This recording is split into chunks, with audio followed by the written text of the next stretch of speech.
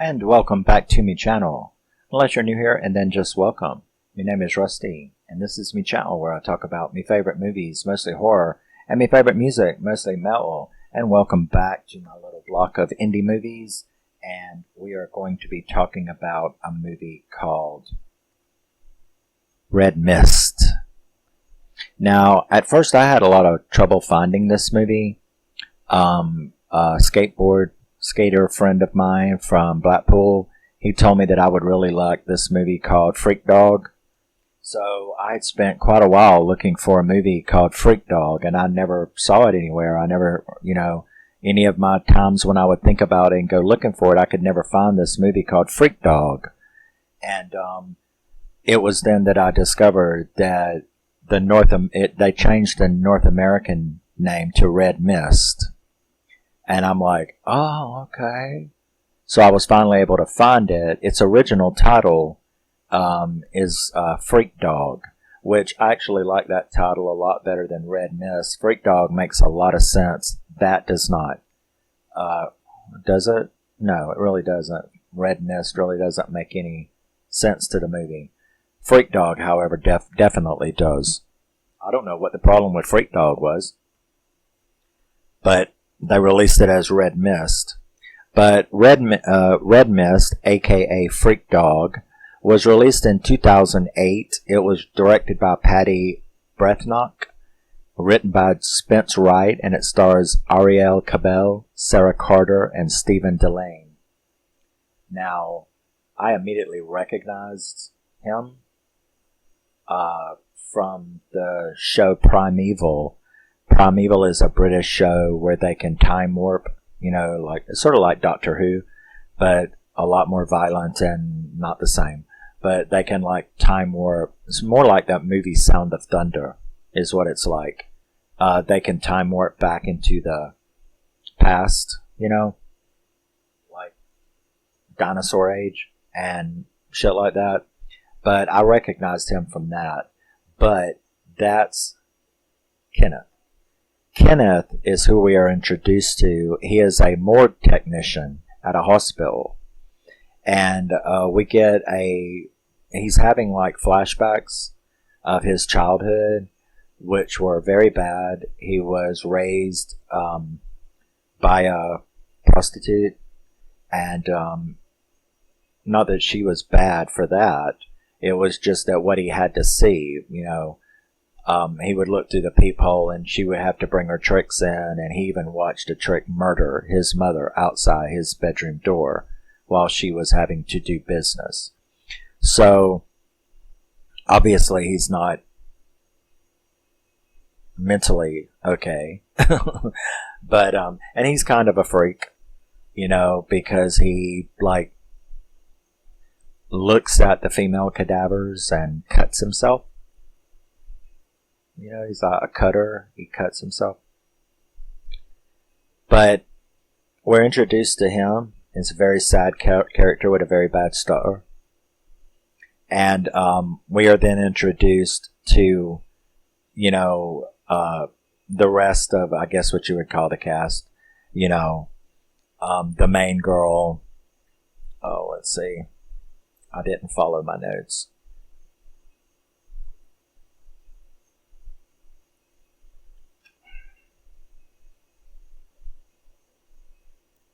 I at least have to know her name. He's basically a decent guy. Catherine. Such a simple name. But we're introduced to Catherine.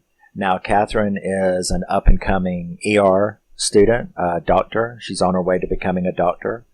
And so her and her little team of friends, they're all in the medical field. They're all training to be doctors. And they go out to a club that evening. After they do run into Kenneth, who the way he talks to her, he's obviously got a crush on Catherine. So, and the people are so mean to him, it pisses me off because I hate bullies. But they're mean to him, and the things that they say are pretty bad, except for Catherine. Catherine just like blows it off. She's like, well, he's harmless. I mean, it's not a big deal. So they go out to the club where they're like partying because it's almost graduation time. So they're partying, and Kenneth is there. He's over there on the other side of the room, and they're having their little party. He's watching them, of course, because he's got a crush on Catherine, and they're talking the typical shit that they would. When Kenneth, and poor thing, he walks up to them, and they're like, what the fuck do you want, And he asks Catherine in a very, very stuttery voice, would they mind? Would she mind if he walked her home? Just offered to walk her home or walk her to her car if she was ready to go. When she was ready to go, and she kind of like politely was like, "I'll be all right." But that's not the way the other people treated him. They treated him very badly, and they started calling him FreakDog, which is exactly why this was called FreakDog. They call him FreakDog, and they,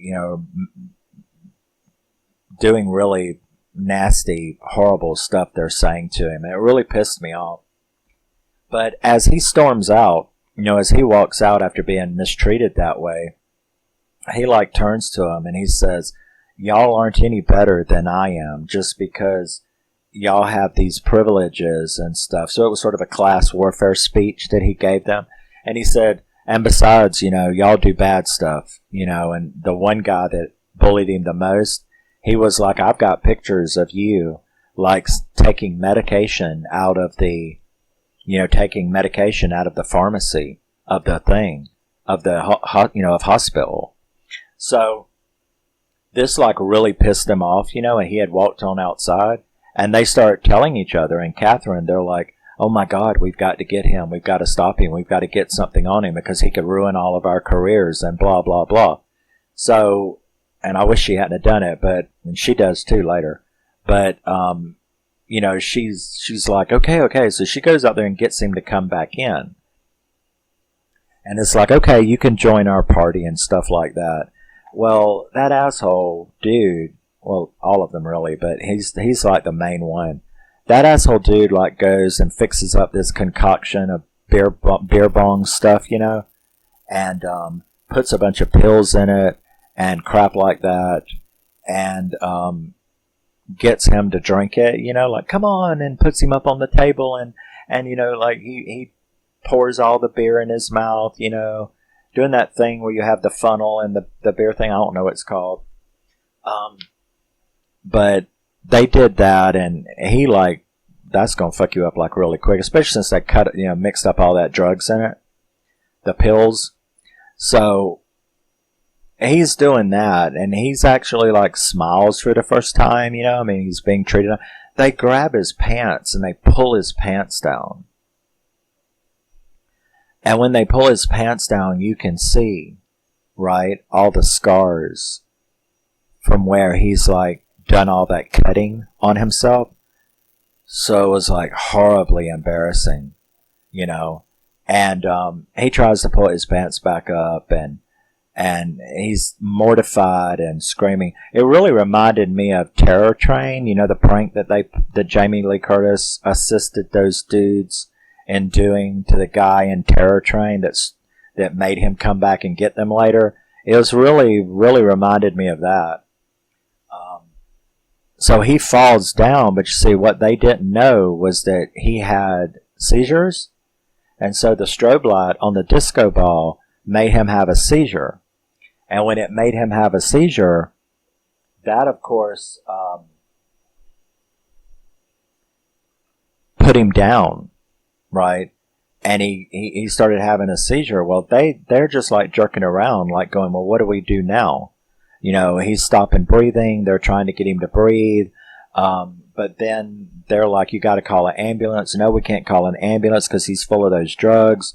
And we're involved with this, and we're not supposed to be here, and we're not supposed to be. You see what I'm saying? So it's like nobody's helping this guy. Okay. Then they like come up with this idea that, well, what we'll do is we'll take him to the ER when it doesn't have any CCTV. And we will just like throw him out in the parking lot, and somebody will find him. And Catherine now, she really doesn't want to be doing all of this, and maybe one of the other girls don't, but the rest of them are like, yeah, this is the way to go, because it's going to ruin all of their careers to be involved in this. Well, somebody does find him, and, the next day she, calls and is, asking about a patient, and that's when she finds out that he is in a coma.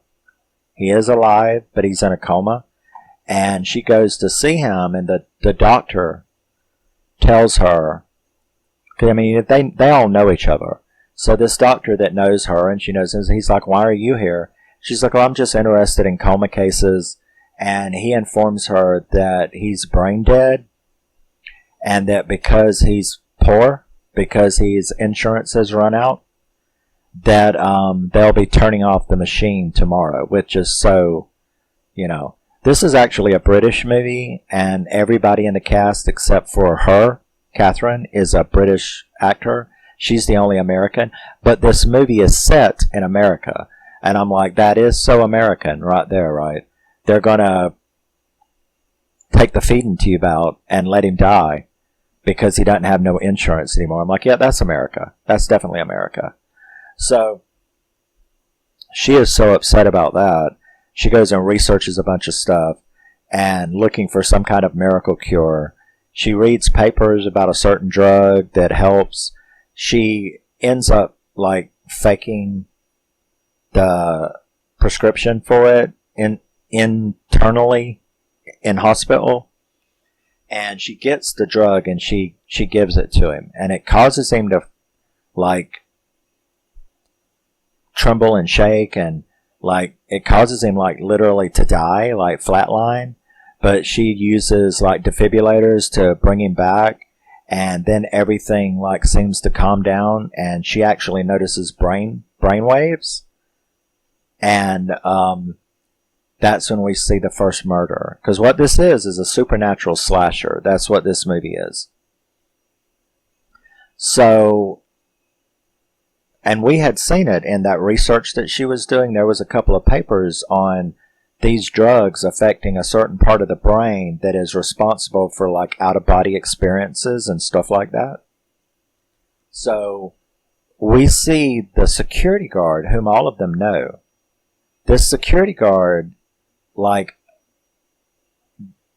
gets a nosebleed, and then he becomes somebody else, it seems, and he attacks Catherine and her friend, which is one of the girls from the club, and crushes her skull with the car door, and then he comes to and he don't remember anything about it, right? So wow, okay. Now of course you suspect it's him, right? It's Kenneth. He is somehow, that drug has stimulated that part of his brain, and he's actually able to get into other people's bodies and make them do shit. So he starts picking them off one by one, doing that. Because you remember, she doesn't know anything. That doesn't even cross her mind. So she's still giving him that drug every night, trying to see if it will bring him back. Now, she's already saved his life in that because of the brain activity showing up on the scans, the doctor can't do what they wanted to do. And he doesn't even really want to because something's going on, right?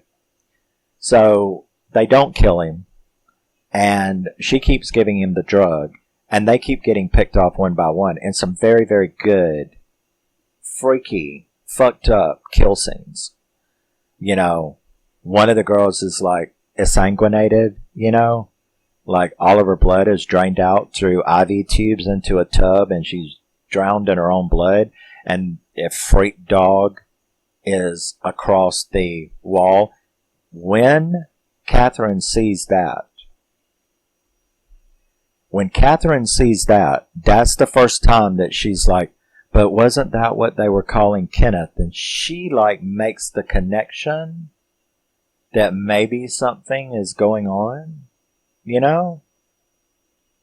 So she goes and sees that security guard in the Nick, prison. She goes to see that security guard in the Nick, and she asks him, She's like, are you swear you don't remember anything? And he's just destroyed, right? Because he don't know why he killed that girl, yeah? And smashed her head with the car door. He's like, and so he's basically fucked up, traumatized himself. But she keeps asking him, he's like, he doesn't remember anything. And then as he's walking out, she's like, please, anything at all. Doesn't matter how foolish or silly. He turns to her and he says, freak dog. And she's like, what? And he's like, freak dog. That's all I remember. Freak dog. The word freak dog. Well, as you can imagine, that girl's killed, freak dog on the wall. Now, that first guy. One of the murder scenes happened before the girl in the tub. That main dude, that was like the ringleader of all of it, he had been messing around with one of the nurses on the coma floor.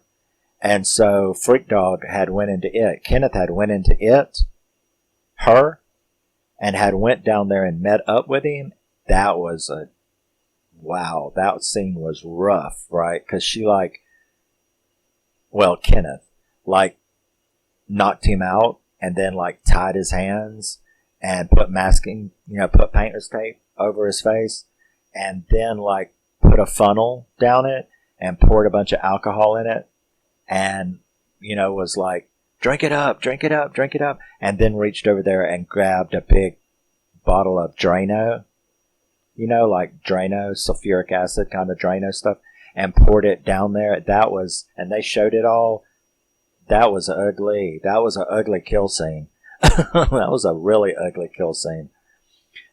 So now that Catherine has made this freak dog connection, she goes up there with the intentions of pulling the plug on him.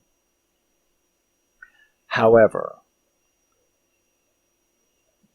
what she didn't know was one of the bottles of medication that she had been using on him during his little episodes, she had knocked it off and it had broken on the floor, and that coma doctor, had found it. So when she walked in there and was going to unplug him, that doctor walked out of the bathroom, and was like, excuse me, and proceeded to let her know that he knew exactly what she did, he knew exactly what she had been giving him, and that she was going to keep her mouth shut because this shit was working, and he was going to get out of this dumpy-ass hospital by, getting the Nobel Prize or something, by helping cure and help all these coma patients because this was working. She tried to tell him, okay, well, it might be working to an extent, but this is what's happening. He's going out and killing people with other people's bodies. Well, who the shit's going to believe that? Right. So that's not going to go over well. So she's kind of stuck. And the doctor goes out. Well, she comes back and tries it again. Only this time, Kenneth gets her. Jumps up. Gets her. And she wakes up in the woods. Don't know how she got there, but she wakes up in a body bag, way out in the woods. She doesn't know where she is. She's got to make it back to civilization. Meanwhile, he is using her phone to make contact with the few remaining friends, and he gets this one girl to, cut herself up. She smashes her head in the mirror at the club, and then cuts herself all up with the club, in the club, and then walks out in front of everybody on the dance floor and is cutting herself and cutting her guts open and stuff like that. Amazingly, she lived because Catherine made it there to her, screamed for everybody to call 911, and now she's really true, right? She's really true now. So she goes back to finish Kenneth off for good, and she ain't going to be stopped, except she ends up in a big, huge fight with the doctor because Kenneth is now in the doctor. So the doctor tries to kill her and almost does, but she uses defibrillators on his brain, like on his head, and that kind of puts an end to him. She then goes over there and brings a little strobe light with her so that Kenneth will be under the, epileptic stuff of a strobe light so that he can't resist her as she smothers him to death. And she does do that. Only now, of course, the cops come in. And boom, she's in jail. And you see that she has now been charged with killing the doctor, killing Kenneth, and suspected in all of the other deaths as well, except for the first one because it was on CCTV. So she's in a lot of trouble, and she's put away in a mental institution. And her professor and that girl that cut herself up in the club, they're in there talking to her. And she's acting like, she's crazy. She's just like all down and depressed and traumatized, and she's heavily medicated and shit like that. And they tell her that they'll come and see her tomorrow, and they walk out, and then you see her nose bleed, and she looks at the camera, and you're kind of like, oh fuck. When she killed that doctor in the room, Kenneth went back into his body. But when she killed him, he went into her. And he's there for good. Because he's got nobody to go back to.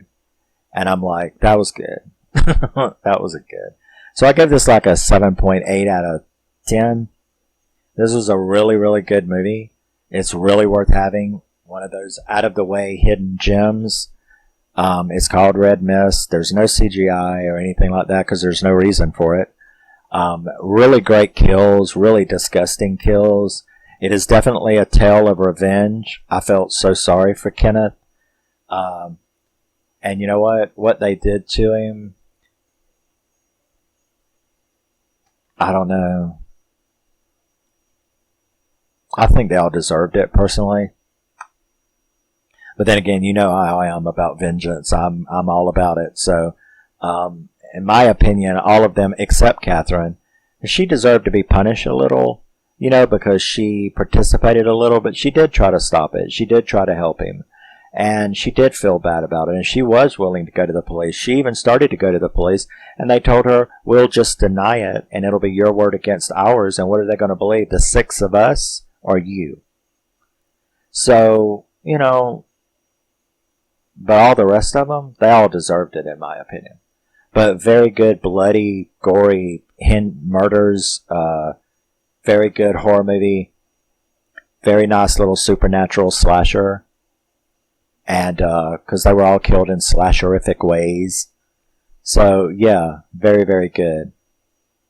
Great scenes. Great cast. I recognize several of them from British movies and British films. She looks very familiar to me, too. You can go to International Movie Database and look at her picture. She looks very familiar, too. I didn't look at her credits to see what else she was in. I did look at Kenneth's. That's how I was like, I know that boy from somewhere. And I found him in several movies that I have and the Primeval series. So I'm like, see, I knew that boy from somewhere. But yeah, that's Red Mist, aka FreakDog from 2008. It's a great little 2000s movie.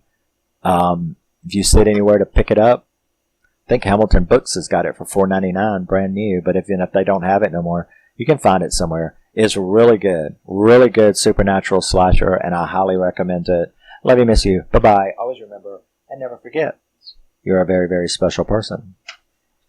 No matter what anybody says to you and tries to convince you otherwise, you are a very, very special person, even if you are not in a coma and taking revenge in out-of-body experiences.